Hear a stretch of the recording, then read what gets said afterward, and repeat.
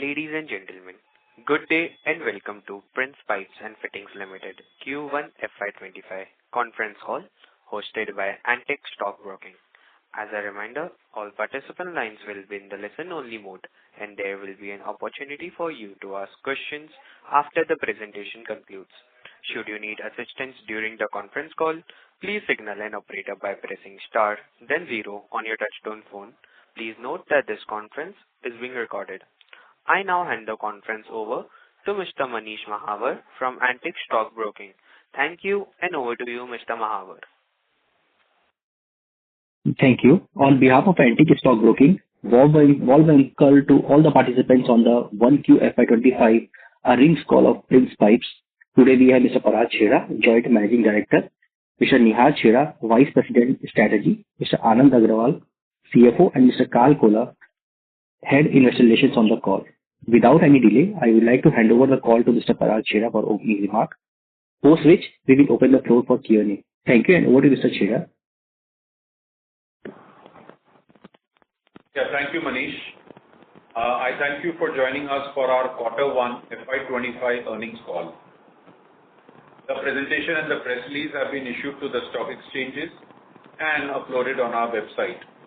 I trust you've had the time to go through the same. I will initiate the call with a brief overview of Q1. In the current quarter, our volume growth has been driven by all verticals, plumbing, agri, as well as infrastructure. This growth factors in our focused execution of various growth-oriented initiatives. We reported a 15% YOY volume expansion and registered quarterly volume sale of 42,180 metric tons. The company achieved revenue growth of 9% YOY with revenues of 604 crores during Q1. EBITDA and PAT grew by 29% YOY and 25% YOY respectively. I'm glad to share that our efforts of focusing very actively on strengthening our brand visibility, engaging more actively with our channel partners, and a greater marketing trust are all translating into a meaningful volume growth. We have aggressively enhanced our branding initiatives across daily modes of travel, be it metros, buses, trains, and even at the airport terminal. Such initiatives are aimed at strengthening top-of-mind recall for Prince through clear visibility at strategic locations, particularly travel ports with high footfall, so that no matter where you travel, Prince Pipes is a part of your journey. Our campaigns are created to reiterate the key messages of trust and reliability of high-quality Prince products in everyday life. The build-out of our bathware segment continues with a strong momentum. We expect that over the next 2 quarters, Aquel by Prince will gain a presence across all zones in India. The second phase of the asset purchase agreement, which includes the acquisition of the manufacturing unit comprising land, building, as well as manufacturing equipment, is under process. The construction of our Begusarai plant is progressing on course. The Bihar facility will cater to demand East India, which is a fast-growing market in the country. I'm glad to share that Prince Udaan has won the Best Creative Campaign and Communication in Loyalty category, 3rd year in a row by the Customer Best Leadership Awards. They have recognized Udaan's highly engaging and involving design, which helps create long-lasting relationship with our plumber partners. The Union Budget 2024-25 has outlined a roadmap for Viksit Bharat and announced a balanced budget with a core focus on driving medium-term policy stability It rightfully emphasizes on agriculture with the promotion of natural farming and new crop varieties, manufacturing and services, the development of industrial parks, and support of MSMEs as rental housing for industrial workers. The budget's continued thrust on infrastructure development and investment in road transport, energy, health, and rural development are initiatives that augur well for our industry. Some other areas that opened up potential opportunities are Prime Minister's Awas Yojana Urban 2.0 and the development of investment-ready plug-and-play industrial parks with a complete infrastructure in or near 100 cities focusing on the eastern part of the country. The government also launched Purvodaya for the all-round development of Bihar, Jharkhand, West Bengal, Odisha, and Andhra Pradesh, as well as the development of cities as growth hubs, are all welcome initiatives that bode well for the pipes and fittings industry. At a broader level, the growth pipe presents significant opportunities that continue to excite us in undertaking appropriate strategic measures, drive volume growth, making disciplined investments across our diverse portfolio to bolster our business progress. Thank you for your time and mindshare. I will now hand it over to Anand to take you through the key financial highlights. Thank you, Parag bhai, and good morning, friends. I'll be taking you through Q1 FY25 financials now. Revenue in Q1 FY25 improved by 9% year-on-year at 604 crores as compared to 550 in Q1 FY24. We achieved volume growth of 14% YOY, primarily led by growth in plumbing and SWR segments. EBITDA for the quarter grew by 29% year-on-year to 58 crores as compared to 35 crores in Q1 FY24. A&P spends for the quarter has increased to 14 crores from 12 crores in Q1 FY24. PAT improved by 25% YOY to 25 crores as compared to 20 crores in Q1 FY24. Our overall working capital stood at 80 days in June as compared to 95 days in March 2024. As we had guided, receivables have shown marked improvement in 61 days in June 24 from 83 days in March end. Inventory days stood at 70 days in March as compared to 52 days in March 24.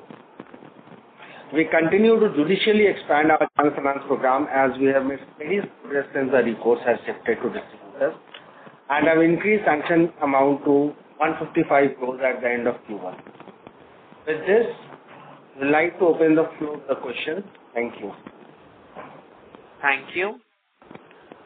We will now begin the question and answer session. Anyone who wishes to ask a question may press star and 1 on their touchtone phone.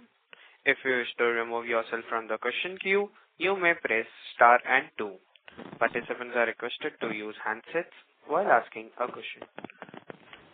Ladies and gentlemen, we will wait for a moment while the question queue assembles. The first question is from the line of Shravan Shah from Dolat Capital. Please go ahead. Thank you, sir. Just a couple of questions. First, this quarter, 13.5% volume growth. So just a broader understanding in terms of how the industry would have grown in this quarter and whether we have done better or not, and if possible in terms of the efficiency, PVC, both if you can help us. That's the first one. Yeah, thank you for the question. So, like we said, the growth has been driven across agriculture, plumbing, and infrastructure, all three, which is encouraging to see. As we all know, real estate continues to do well, so we believe plumbing and FWR will continue to grow. PVC again is in range bound territory. So we believe that the agri demand also should be doing well. So this demand has been driven across segments. To answer the first part of your question, believe me. Could you put yourself? You're not able to hear. Mr. Shravan, your voice is not clear. I did not ask. So if you have completed, just wanted a guidance. So the 15% kind of a volume growth guidance for FY25 stands still. And also on the margin front, this quarter was on the low side, 9.6%, but we were looking at to 14%. So is there any change in that guidance? No, I think on a long-term basis, 12 to 13% EBITDA margin is sustainable. This quarter was impacted slightly by product mix. There was more agri sales compared to normal quarter, which led to the slight adverse product mix. Also, branding cost has gone up. It's more than 2.5% quarter. So these two are the major factors which have led to a slight dip in the EBITDA margins. But the volume growth has been encouraging, and we are adding capacity aggressively, and we believe this kind of volume growth is sustainable over the long term. And also, is there any inventory short-term beyond the war? I'm sorry, your voice is not audible. Mr. Shravan.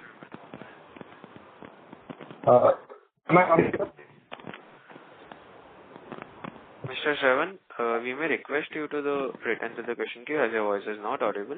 We can take your question with a clear background. Thank you. The next question is from the line of Keshav Vijayaratan Lahoti from HDFC Securities. Please go ahead. Hi, thank you for the opportunity. Sir, if I recollect, Q1 FY24 was a quarter where our fit-in sales was lower because of the SAP issue, and there was a 10 crore inventory loss. If we adjust the 10 crore inventory loss, your Q1 FY24 margin works out to be 10%. And this quarter, it is 9.6%. So there is a drop in margin in spite, normalized fit-in sales. So how should we read this? Is it more of an agri, and how should we see the margin in Q2 onwards?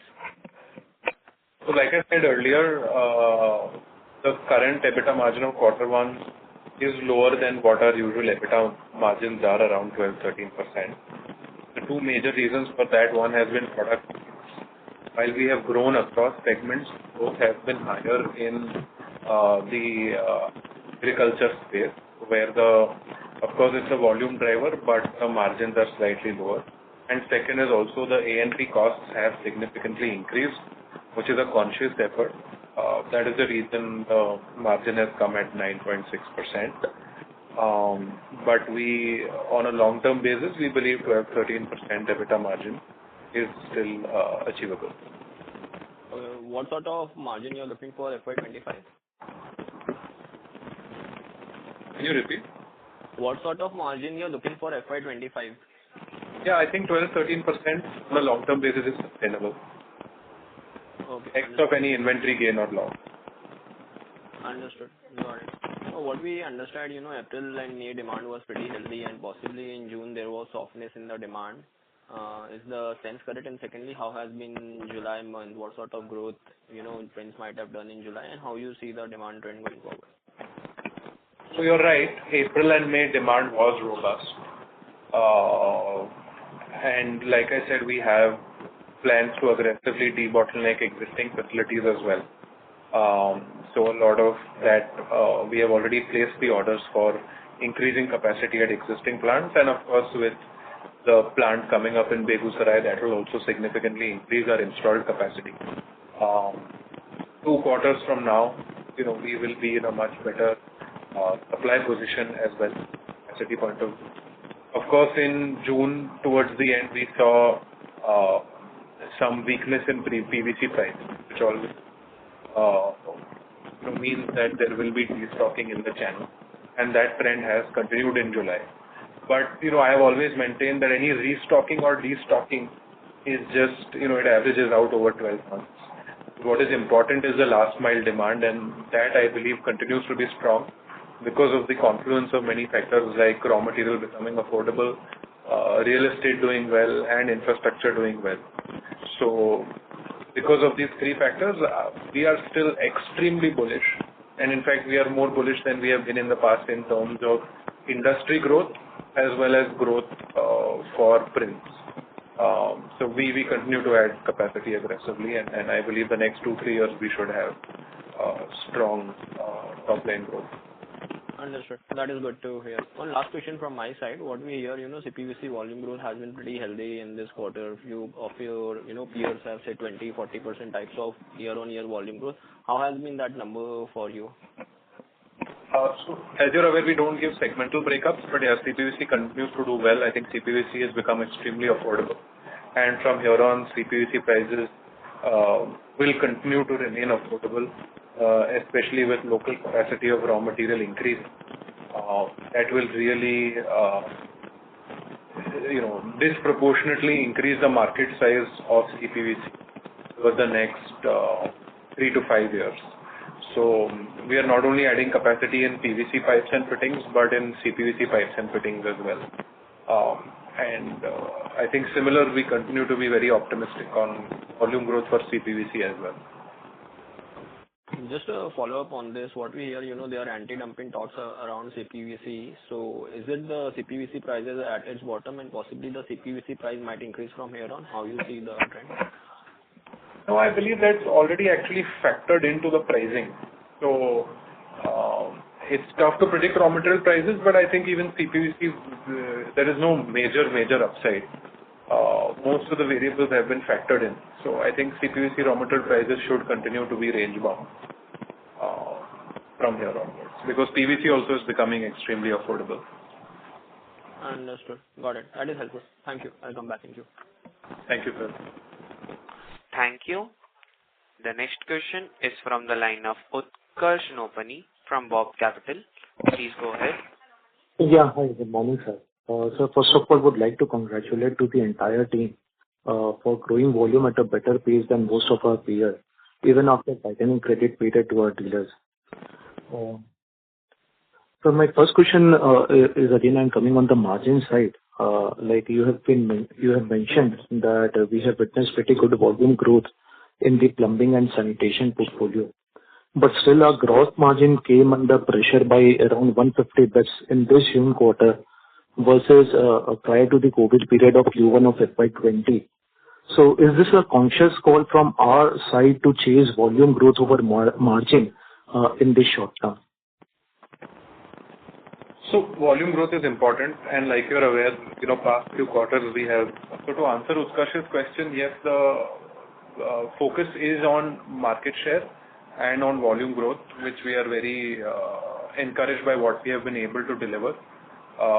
And we are adding capacity aggressively because we are still not happy with this kind of volume growth. Our aspirations are higher than the kind of volume growth we have delivered, and we believe that the industry does have tailwinds to have very aggressive volume growth going forward. So from a supply point of view, we are preparing ourselves, and those orders have already been placed. From a margin point of view, I think, like I said at the beginning of the call, it is primarily a factor of two things. One is the product mix being more agri-heavy. So although the growth has been across segments, it's majorly been driven by agri. And second is a slight increase in branding cost also, which has contributed to EBITDA margins being on the lower side. But on a long-term guidance, I would stick to 12-13% operating margins, because with this kind of volume growth, eventually operating leverage will also come in and cost absorption will be superior. And I think one thing that I would also like to highlight, apart from the P&L bit, is the kind of control that we have been able to deliver on the working capital, which has come from the control on the debtor days. It is back to around 60 days, which in the past couple of quarters was, I would say, significantly higher than that. And going forward, we would like to continue this kind of a control and hopefully keep decreasing the debtor days in a structured manner without compromising on volume growth. So it's a tight line that we have to tread. It's something which is not easy to do for a growing organization, but our focus will be on industry-leading volume growth, coupled with a strong control on debtor days, which should lead to very strong cash conversion as we continue to add capacity going forward. Okay, sir. So my second question is on our return ratio profile. If we see our ROE profile has come down sharply, which earlier used to be around 20-25% prior to the COVID period. Now it has come down to around 12-13% rate. And this is mainly on two counts. First, because of the margin pressure, which is a market determined factor.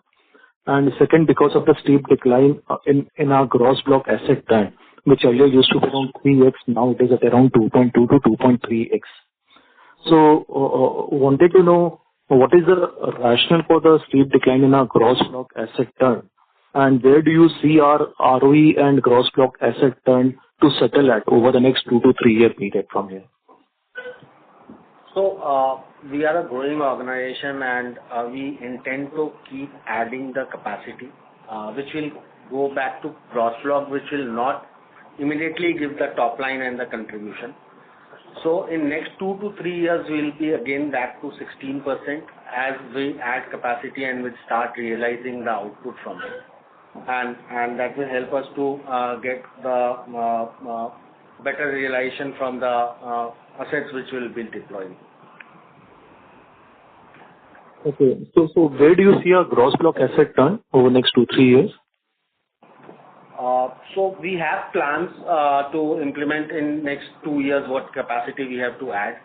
That has already been formulated. In next quarter, we'll be able to tell you more effectively that what has been planned in which plant. Then it will be better to give you a full overview of how the capacity will be added in which plant. Sure, sir. Sir, my last question is like our inventory period has gone up sharply from 53 days at the end of March to 70 days at the end of June. So, and as PVC resin prices has been under pressure in the past few weeks, so whether we are likely to see any M2M inventory loss in this September quarter, and what is our bathware and water tank revenue for June quarter, sir?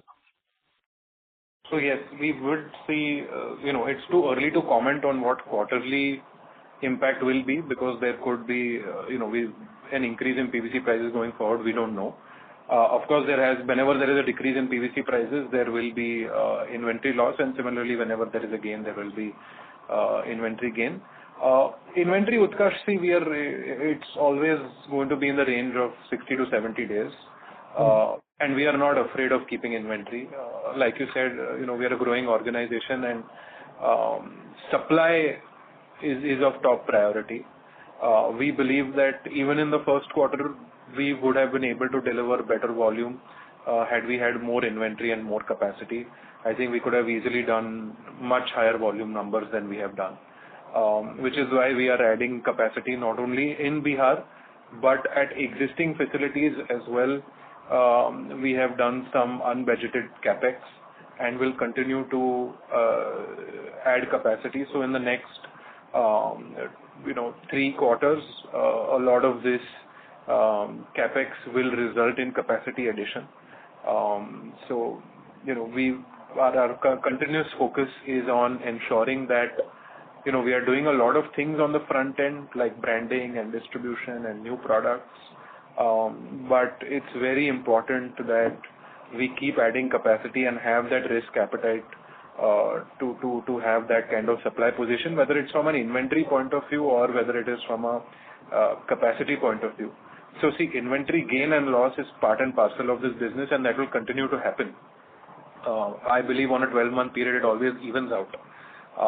But I think supply is paramount in this kind of a market, which we are seeing very aggressive tailwinds for growth. Yeah, got it, sir. And what would be a bathware and water tank revenue for June quarter? So bathware would be around 5 crores for the quarter. Water tank, just give me a minute.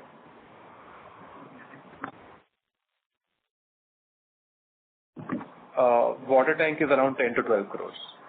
Exact number Carl will share post. But 10 to 12 crores of water tank and 5 crores of bathroom. Okay, thanks a lot. Thank you.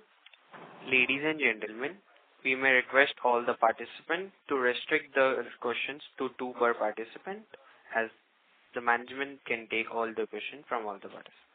Thank you. The next question is from the line of Akash from UTI Mutual Fund. Please go ahead. Hi, sir. Good morning. Am I audible? Yes. Yes, sir, you're audible. Yeah. Hi. I just wanted to ask, I missed in the opening comment, you said A&P spend for this quarter is 14 crore. What was the number same quarter last year? 11 crores. Okay. And sir, what is the bathware losses in this quarter? It is around 4 crores in this quarter, net of all expenses and sales. Okay. Right. And sir, if you can roughly share what is the capacity, overall capacity that you see in FY25 and FY26? So that in the previous question we had answered that in H1 we will be able to give you a broader plan, which will be executing in next 24 to 36 months in terms of adding capacity. So that time we will share the plan. Yeah, and just to maybe add on to what Anand is saying, so we expect Bihar to be operational by January, which will add. So previously we had guided for end of quarter 4 and we have tried our best to prepone that. So we are confident by January we will be able to commercialize production at Bihar facility, which will help us have a strong March quarter in the current financial year, which would be a production capacity of around 45,000 tons, which includes pipes, fittings and water tanks, and this is phase 1. And some other debottlenecking capex that we will do at existing plants will be in the range of 35 to 40,000 metric tons, which will again take some 3-4 quarters to commercialize. So from 2 quarters from now on, we will be in a much stronger supply position. So whenever we see such strong uptrend in demand like we did in April and May, we will really be able position to cater to that demand and deliver some very aggressive volume growth. In quarter 1, especially in the first half, we believe that we could have done better volume numbers, which would have resulted in better quarterly volume growth as well if we were in a better capacity and inventory position. And we have taken that decisions already and the machine orders have been placed. So around 45,000 tons from Bihar starting from January and another 35 to 40,000 tons at existing facilities, which would take 3 quarters from today. So hope that answers your question. Sure, sir. Thank you so much. Just one last bit. I mean, any thoughts on OPVC segment? I mean, are we planning to put capacity in this segment? So we continue to evaluate a lot of new products, and we have added a lot of new products in the past few quarters. Currently, while many segments may seem exciting, but it's, we also believe focus is important. And at this point of time, our focus is more on distribution-driven products as well as products which are, applicable for private projects, whether commercial, residential, industrial projects. So at this point of time, we do not have any plans for OPVC.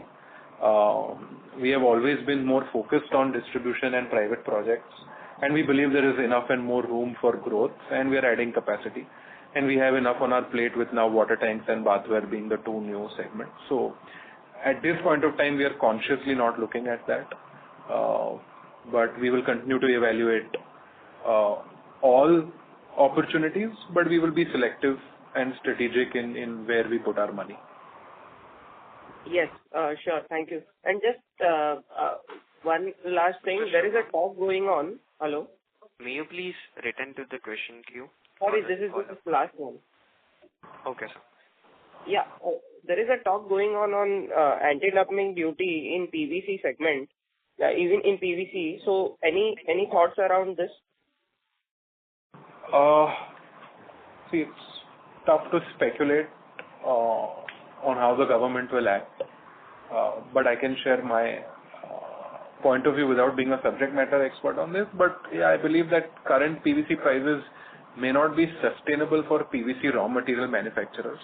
If you look at the spreads between the feedstock and PVC are at very, very low prices, and I don't see feedstock prices correcting.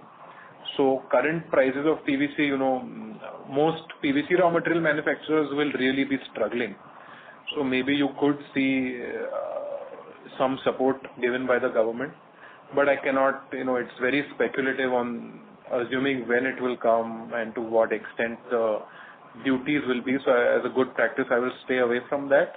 But as an organization, we understand the current PVC pricing is while it is very good for us from a volume growth point of view and affordability point of view, I think PVC raw material manufacturers may really be struggling with this kind of PVC prices. So one should not be surprised if there is any support coming in for the local manufacturers. But like I said, tough to speculate on timing. Yes, super. Thank you. Thank you so much. Thank you. Thank you. Thank you. The next question is from the line of Shubham Agarwal from Axis Capital. Please go ahead. Hi, thank you for the opportunity. Am I audible? Yes, sir, you're audible. You may go ahead with your question. Okay, perfect. Thank you. First question, inventory, was there any inventory gain or loss this quarter? No inventory gain or loss. Okay. Yeah, okay. So my first question was that, this question on gross profit, I'm looking at gross profit per kg, and what I see is adjusted for the inventory loss in Q1'24, that is base quarter, the GP per kg has declined YOY. And what puzzles me here is that it's happening despite a better growth in higher margin products like plumbing, SW, and fitting in Q1 on a YOY basis. So could you throw some more color on what led to this? Yeah, so maybe I've answered this in previous questions, but happy to repeat. Mainly this has been driven by product mix. Like I said, while the growth has come across segments of agriculture, building material and infrastructure, it has been one of the major contributors has been agri. As you all are aware, the first quarter is more of an agri season, and with this time PVC prices being on an affordable side, we saw very strong growth on the agri segment, which is why the product mix led to a slight impact on the operating margins. As well as if you come at the EBITDA level, we also had higher branding expenses, as well as expenses for Aquil, where we are being very aggressive with both branding and manpower. So it was the contribution of these three factors. And on a more macro picture, I do understand that of course the margins have been lower than our guidance.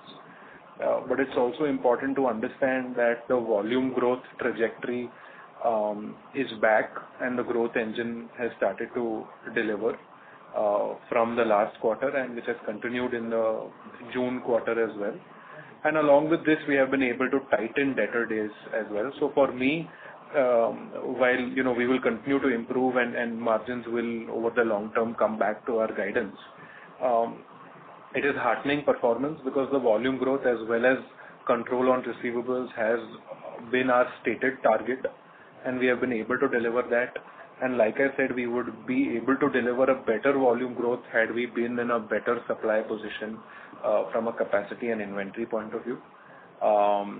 So yeah, we are extremely encouraged by the tailwinds that the industry is seeing, and will continue to add capacity, and hopefully this kind of volume growth will sustain not only for this quarter but for a couple of years from now.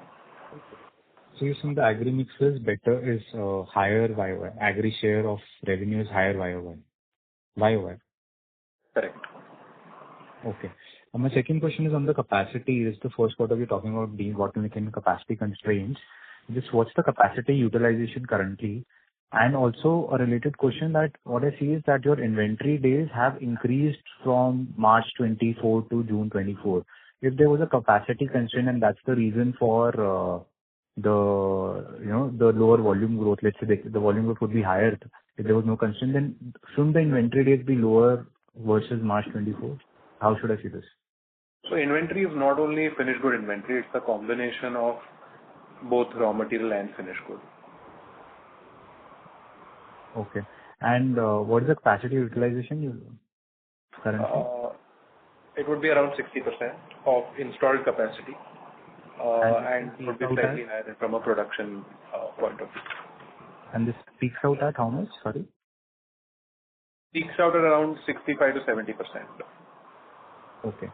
And my last thing is just on the Aqualift, there's a run rate expenditure or run rate loss, and what that you're expecting to put in every quarter going forward. So annual level, I would say 5 to 6 crores on manpower and 10 to 12 crores on branding. This will slightly increase because we are now expanding our footprint to south and east over the next couple of quarters. But around, you can take around 15 to 18 crores on a 12-month basis. 15 to 18 crore of expenditure, right? And after considering the revenue run rate, the loss for the full year should be in the range of less than 10 crores. Yeah. So basically, it's the scale of operations today is now very, very small relative to our overall portfolio. And given the way we are trying to cross-sell this product, the run rate is something that could disproportionately increase going forward. But to answer your question, I think around 5 to 6 crores of expense on manpower for bathware and 10 to 12 crores for branding. Right. And gross margins are better in this business, right? Compared to our average gross margin. Correct. That will take some time, but you are right. Currently, what I'm saying is currently, the gross margin currently is better than our average. Not EBITDA, gross margin. Yes, once we start in-house manufacturing, a large part of the range in-house, gross margins will be higher than the piping and water tank business. Got it. And this is the last thing, the CPVC price trend during the quarter. Mr. Shubham, please can you return to the question queue for a follow-up question? Yeah, I just asked. I don't have any more questions. The CPVC price reason price for the quarter, like the trend. Yeah, raw material prices for CPVC will continue to be range bound. We don't see any major upside going forward. Okay, thank you. Thank you. The next question is from the line of Sneha Talreja from Nuvama. Please go ahead. Hi, good morning, sir, and thanks a lot for the opportunity. Just two questions from my end. Firstly, you have downgraded your margin guidance, is what I see, from 12 to 14% range to now 12 to 13%. This is X of inventory gains or losses. So what would that be because of? Is it because of weaker Q1 and in the long term you will be back to 12 to 14%? Or is it because of the change in the pricing strategy that you opted for, which made you more affordable?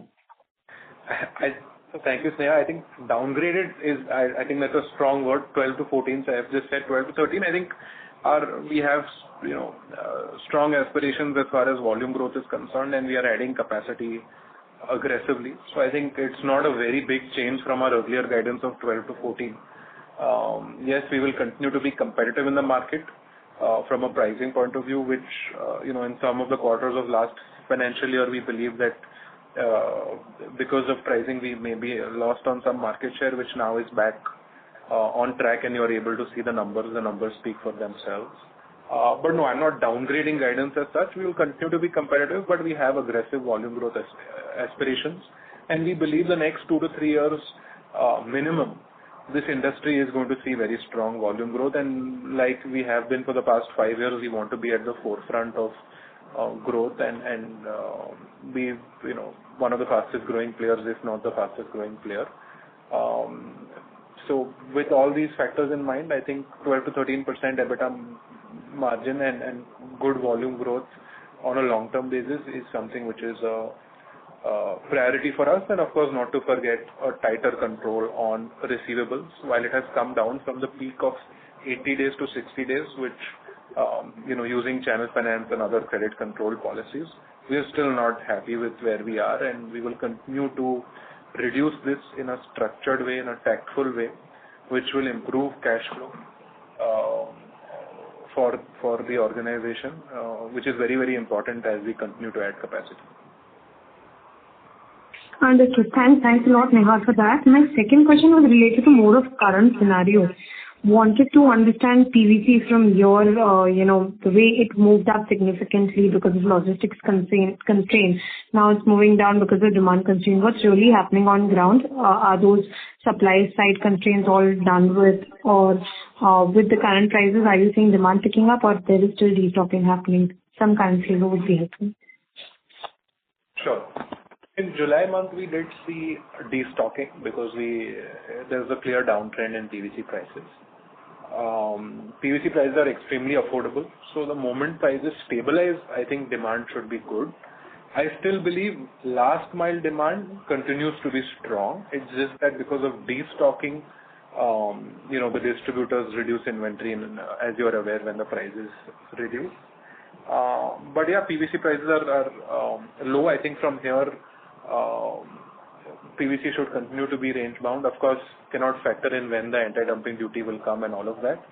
But apart from that, I think PVC prices are affordable today, which is very conducive for volume growth at an industry level as well as for Prince. And the moment we see stabilization in pricing, which I think is we are close to that, I think end product demand will be very good, and you will see good primary sales as well, because affordability is there.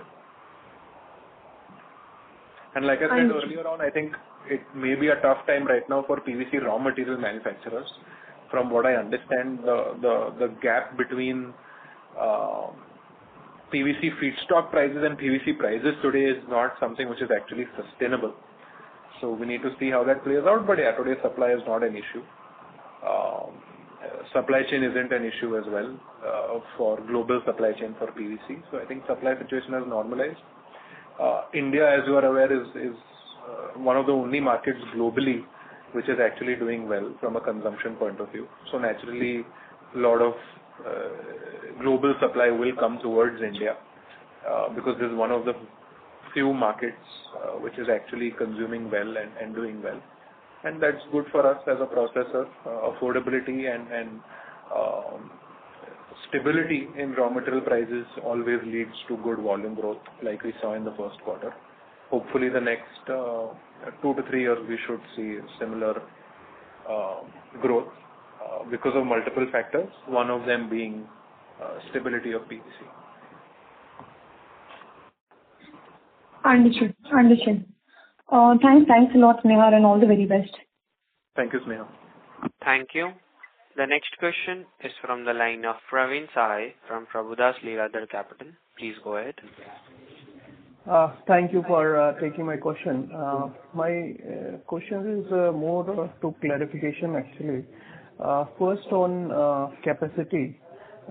So if I look at in the last 1 year, your capacity has been increased largely in the Haridwar, and now you are talking about the around 35 to 40,000 metric ton of capacity commercialization in the existing capacities, what you have said for the next 3-4 quarters. So is there any indications you can give in which location you are going to expand this capacity? It's across plants. As you are aware, today we have 7 manufacturing units with the 8th one coming up in Bihar. Bihar, like I said, will be operational from January.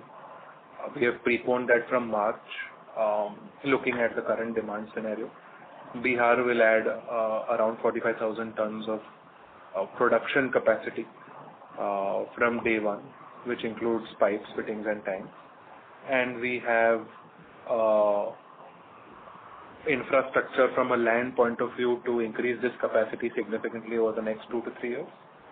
and the existing debottleneck that we're doing around 35 to 40 KT additional will be at the existing plants. So it would be a combination of Jaipur, Silvas, Kolhapur, Haridwar, Chennai, across facilities, because the good part is the demand is not coming from one or two geographies.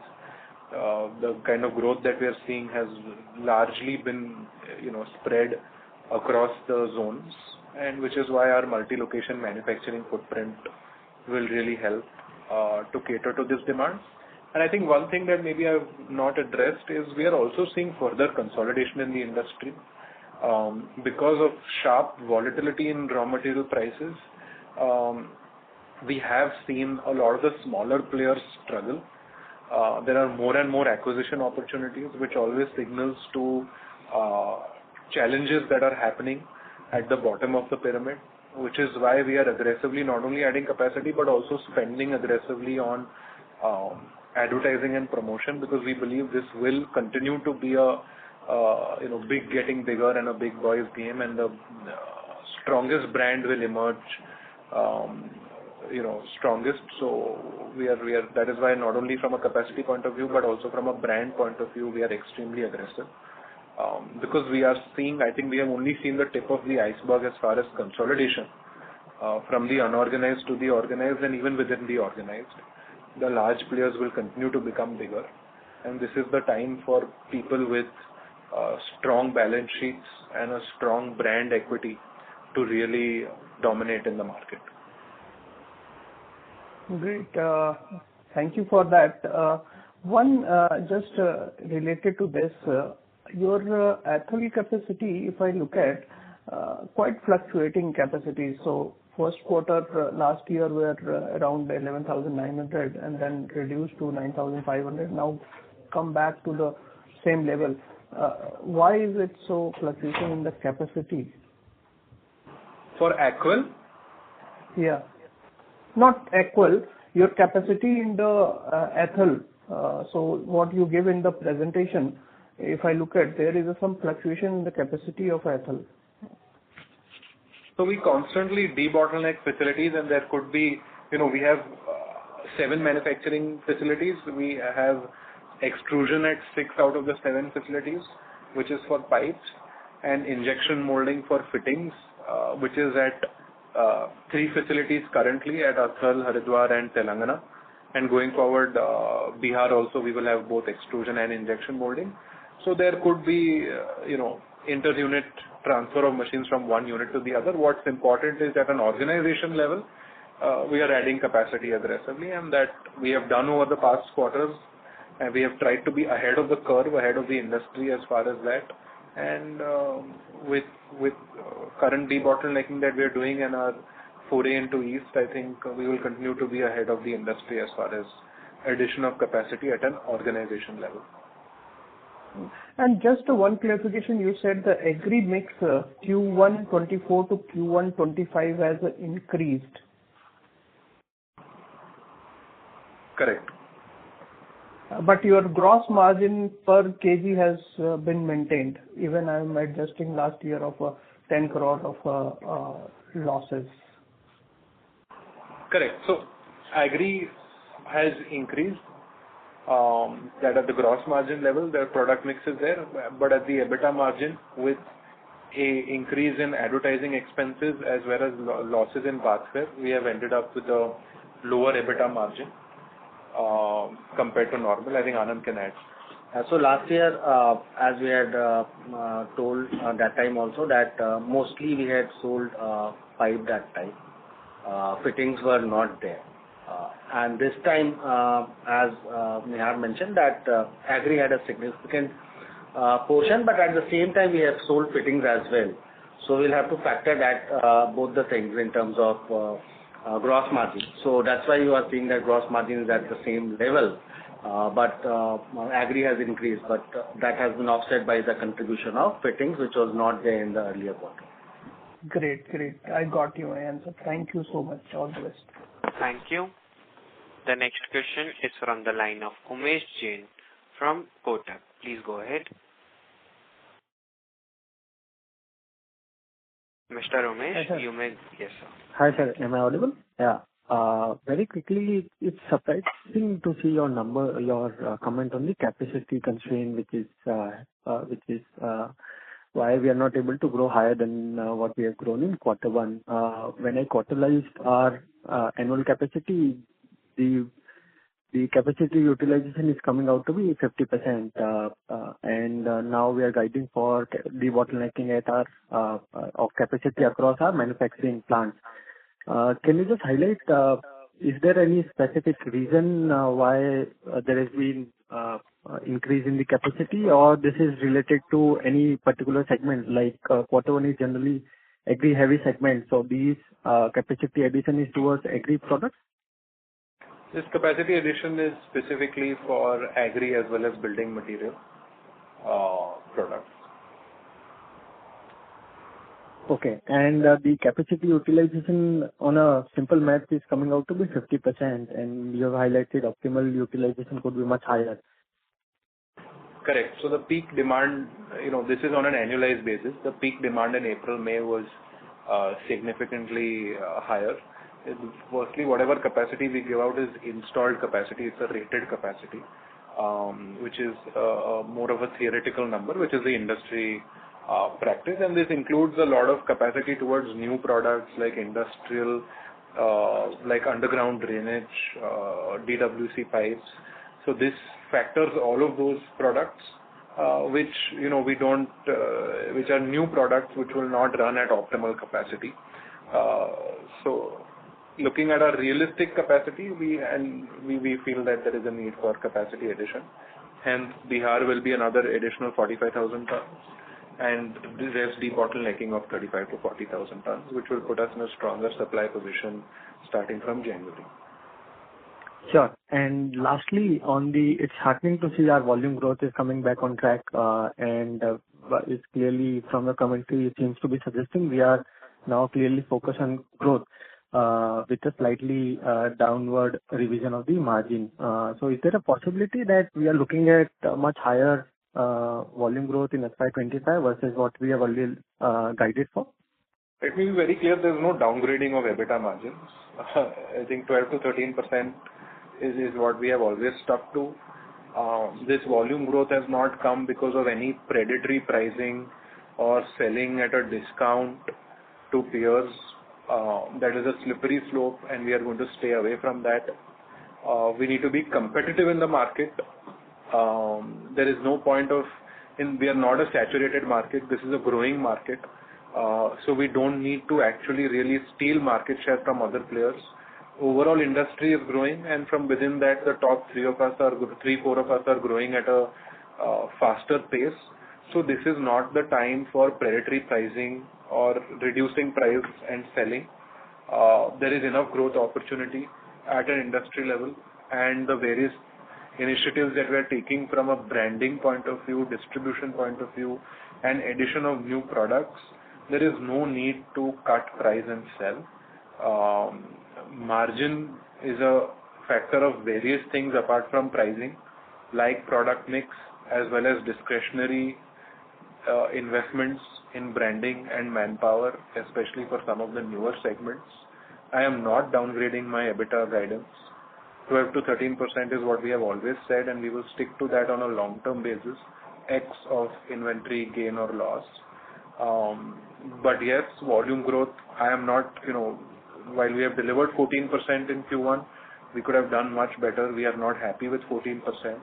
We are used to being the fastest growing in the industry, and our aspiration continues to be there, and I will not be happy till we reach that place, but we don't need to do any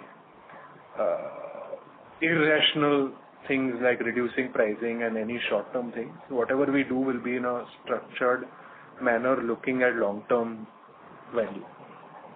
Sure. Happy to hear your commentary. Thanks. All the best. Thank you. Thank you. The next question is from the line of Hasim from DAM Capital.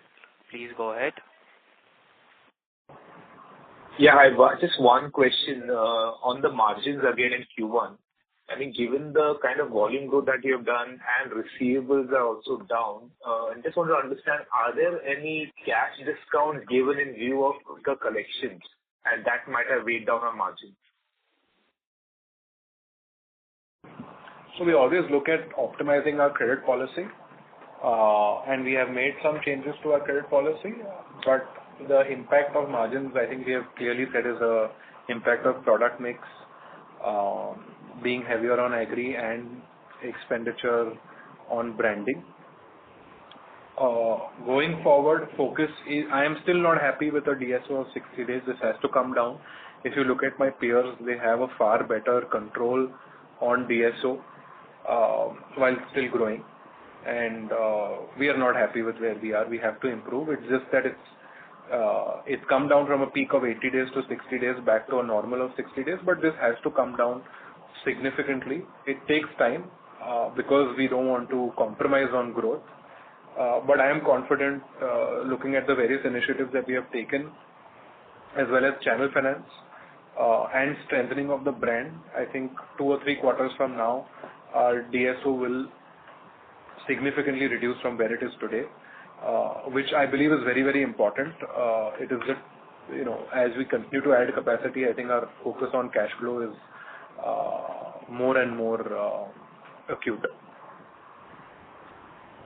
But among the initiatives that you have taken, are there, one thing would probably be increased cash discounts vis-a-vis peers, or maybe for the channel, some other incentivization, higher volume, so maybe relatively less or rather more discount on pricing. Is any of that also being taken? See, we continue to be competitive in the market.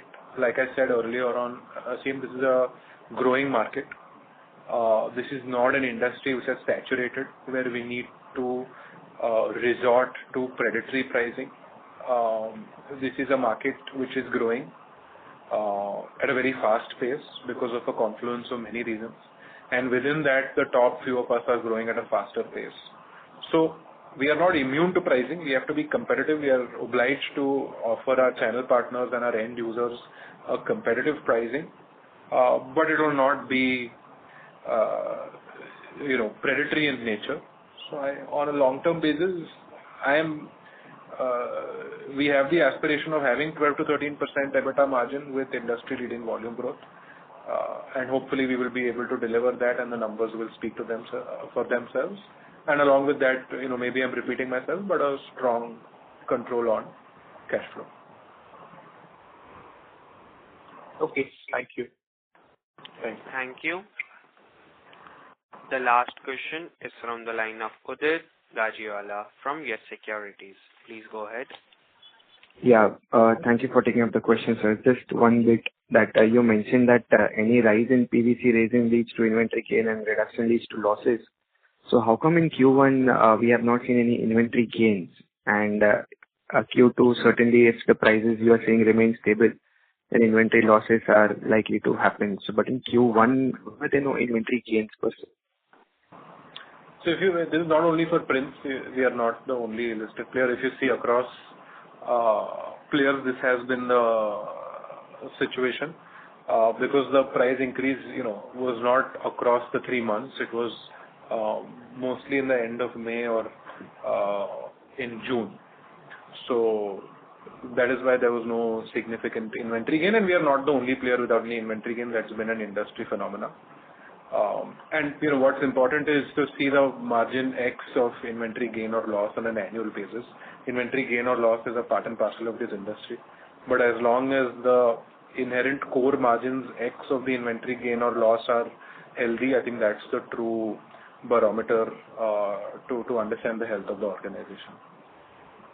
Absolutely, sir. I mean, that's the point. For inventory, while we have not seen it. So does that imply that we might see some rub-off of inventory gain in Q2? I mean, I'm sure that, this inventory gain losses are temporary phenomena, but just wanting to extrapolate, that if FY25 we see some inventory losses in Q2, then supposedly your FY25 margins may not be around 12%. So see, it's very tough to speculate on annual margins sitting in not only even half the year is not complete. So I will not try to speculate on what margins will be, because that's a function of input costs and PVC raw material pricing, which is not in our control. So hard for me to speculate sitting today, hope you understand. But point is we are doing all things right as far as distribution, brand, new products, and adding capacity. So whatever is controllable by us, we are trying to put our best effort. Absolutely. And so this is the last question, if I may squeeze in, the utilization rate that you have given of 60%. So if we exclude your Telangana plant, I believe that is quite underutilized currently. So barring that, what would be the utilization, and is that the need why you need major debottlenecking? No. So Telangana, of course, is the latest plant. So of course, it takes time to reach peak capacity utilization. But we have been moving well in Telangana. Quarter on quarter, utilizations have improved. So the need to debottleneck is not only at any one plant; it's at an organization level. We feel that when there is peak demand in the core segments of agri and plumbing, we still need more capacity than where we are, because no one is able to accurately predict when the uptrend in demand will come and to what extent. So that's why this exercise has been taken. Sure, sir. Thank you for answering, sir. Thank you. All the best. Thank you. Thank you. I would now like to hand the conference over to the management for closing comments. Thank you to all the participants. Thank you for attending the call. Heavy load-bearing capacity. On behalf of Antique Stock Broking Limited, that concludes this conference. Thank you for joining us, and you may now disconnect your lines.